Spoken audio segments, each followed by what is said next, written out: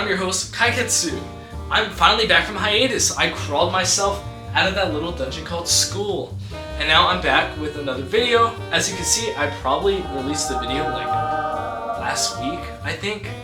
I'm not really sure when I'm filming this. It hasn't posted yet. But I'm back. So what this is basically just an explanation on what I've been doing this whole time in school. I'm just gonna give the procedures and processes and just blah blah blah blah. And yeah, we'll just get into it with the first film. Film number one is something called the door scene, and what the door scene basically is, it's just a starting guide for filmmakers like me or people who have never worked on a film before. And what it is, it's just a scenario where someone's walking to a door and then they hear a scary noise and they just kind of run to that door even faster. So that's the whole scenario just for that project. And the trick is that the camera can only be on the door, which I know it sounds kind of stupid, but you can't see the monster, and that's how that movie worked. And this was kind of hard to do, and I'll just explain it. I'll just explain it after the film. But here, you can watch it right now.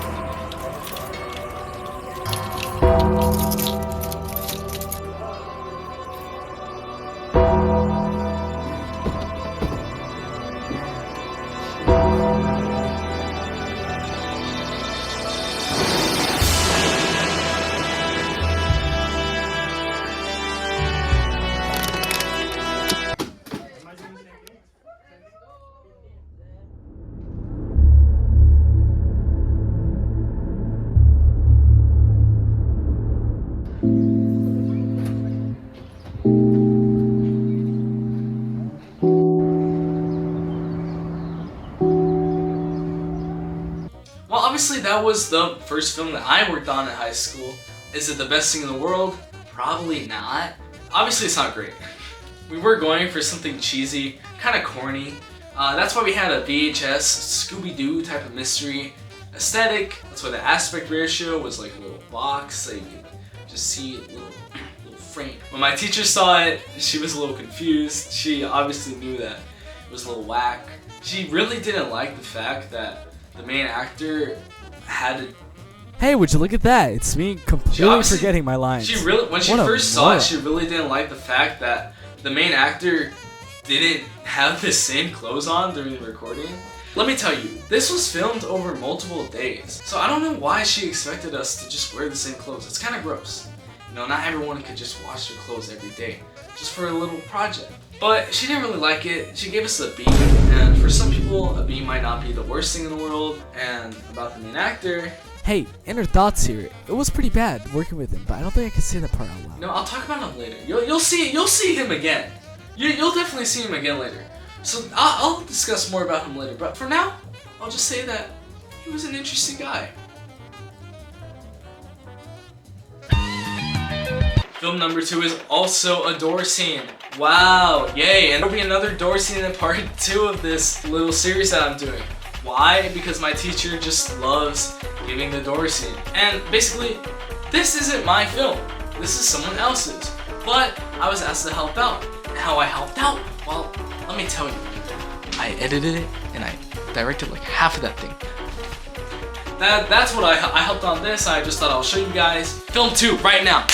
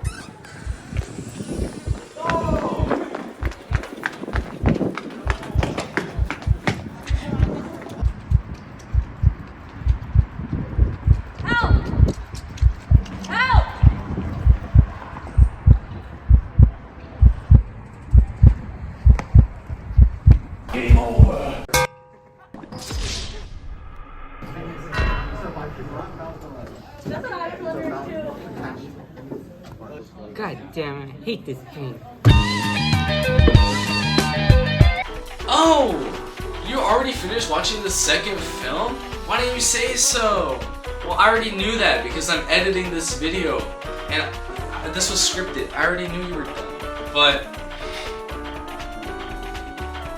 as I said before, this film wasn't even my film. I'm kind of just stealing it for content, but I'm not at the same time because I did edit it and I made up half of the story. You know, that whole thing with the bat and her running. Okay, they might have worked on it, but I made the video game part and I made it a lot more interesting. And you might be, Chris, why did you make it a video game? Isn't that kind of cheesy? Isn't that kind of a cop-out for a good story? And to answer that, I'd say yes. It is a cop-out for a good story. But I thought it was cool at the time. And, well, they got an A on that project. So, but good job on them. They did the camera work and everything. All I did was edit it. It's not really mine. So, good on them. And good on me for putting it all together, I guess. On to the next film. Film number 3! We made it to the final one! Yippee! You get to go home and I get to finish this little YouTube video. Also, it was the worst thing that I have ever done in my life. It was awful. I'll get into that later. Basically, what we did was we had to recreate a film scene for a project that we were working on throughout the whole semester. And it was it was awful. Didn't I say that already? Basically, what this film was, it was just me creating a scene from a favorite movie clip with a group that I was assigned. Basically, we had to talk. It's Lord of the Rings. It was Lord of the Rings scene. If you haven't seen Lord of the Rings, definitely go watch it. It's a great film, classic, and the script is different. You're gonna hear this and be like, what the frick? What the frick are they talking about? That's a very reasonable thing to ask, because we had to change it. We changed the entire script. Don't ask me. I was forced to do this. I was forced against my will.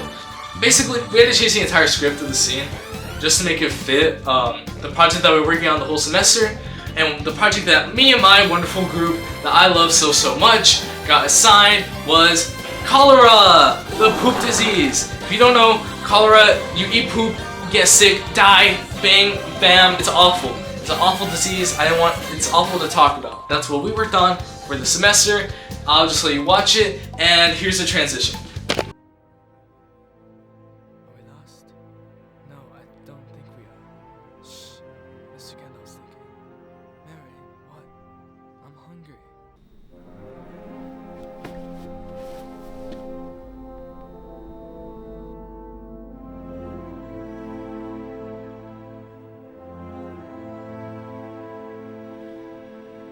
There's something down there.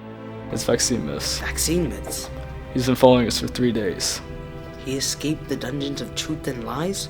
Escaped, or was set loose.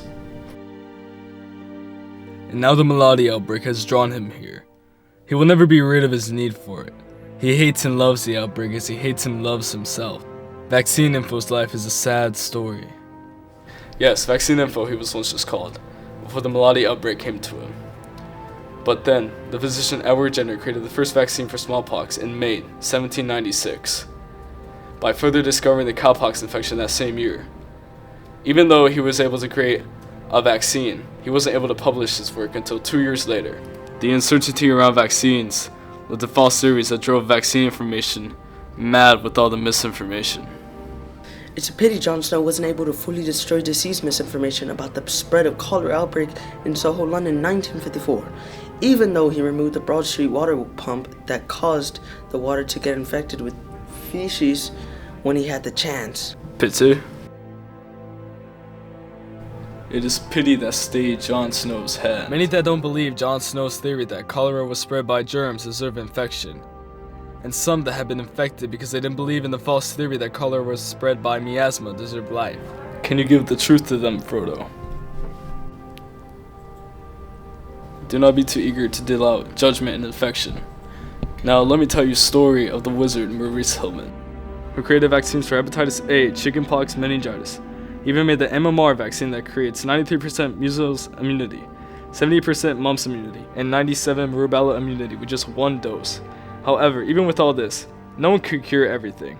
He needs us now, Frodo, to help guide those like vaccine myths to see the reality of giving real vaccine info. Real bacterial info, real virus info. People need the truth, just as Hillman proved chlamydia is a sexually transmitted bacteria, not a virus, as vaccine myths proclaimed. But my heart also tells me that vaccine myths still has some part to play yet, for good or ill, before this is over. I wish the malaria outbreak had never come to me. I wish none of this happened. So do all who live to see such times, but that is not for them to decide. All we have to decide is to not believe lies, such as a very old notorious myth that chemicals in a vaccine could cause autism spectrum disorder. Of course, this was disproved over 20 years ago by scientists who measured total amounts of antigens vaccines had with children who had ASD, and those that didn't have it had the same amount. This unraveled the whole lie, but people still believe in it. There are other forces at work in this world, Frodo, besides the spread of disease. Jon Snow was meant to find the source of the bacterial infection known as the cholera outbreak. In which case, you are also meant to fight against the malaria outbreak. And that is an encouraging thought.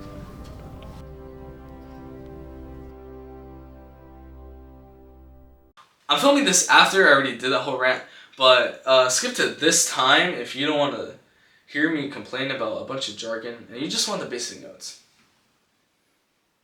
I apologize for whatever criticism and opinions that I might share in the next couple minutes as I discuss what you just witnessed. Now, maybe you enjoyed it, maybe you didn't, but all I can say is I definitely did not enjoy filming it. Let's get into it. This was one of the worst things that I have ever worked on. It was just awful to work with the people and just the situation that was given to me. Obviously, it's a little school project, right? No biggie, no big deal. But it was a big deal. It was an awfully big deal. Obviously, I'm not the best actor. I got cast as an actor because my voice is kind of deep if I really push it to. Obviously, right now my voice is really high pitched, but at the time, kind of all we had. Our team consisted of 4 people. It was me, the guy from the door scene, and 2 girls that appear at the beginning of the film. Obviously, the editing for fiction film is not the best here. Now, who edited this? Who put together this little project? Well, it was me. I did it. I'm sorry. I put this film together. The acting of Frodo, his acting was pretty okay. He was a little soft-spoken, but it wasn't that bad. If the lighting seemed good or maybe decent to you, you could thank him. For some reason, my teachers decided it would be a good idea to have a film scene in a cave, but basically all we had was a dark room and a little light. And I don't know if you know, but if you've ever filmed on a camera, then you would know that the cameras don't really respond well to dark lighting situations. They kind of hate it. Everything gets a little fuzzy and it's just not a great scenario overall. If you ever film anything in the dark, please have extra lights. It will save you so much time and so much pain. Obviously, the green screen wasn't the best thing in the world. I still don't know how to green screen. I still don't know how to do that well. If you ever want a lesson on anything throughout this whole video, just know that I hate green screens. So in short, this film was kind of awful. Don't work in low light situations if you don't know how, and manage your time well. That is all I have to say for this. We'll just get to the epilogue. Hey, would you look at that? We changed the focal length, now you can see more of my pretty face. Well, that's all for the films that I have for my freshman year. Sophomore year, I obviously have more films, more crap to show you guys. Thank you for watching. That's all. Part 2 will come in 1 week. I'm lying. 2 weeks, I might be lying, but we could just hope for 2 weeks, and maybe even 1 week. Thank you for watching. I'm your host, Kaiketsu, and that's all. Goodbye.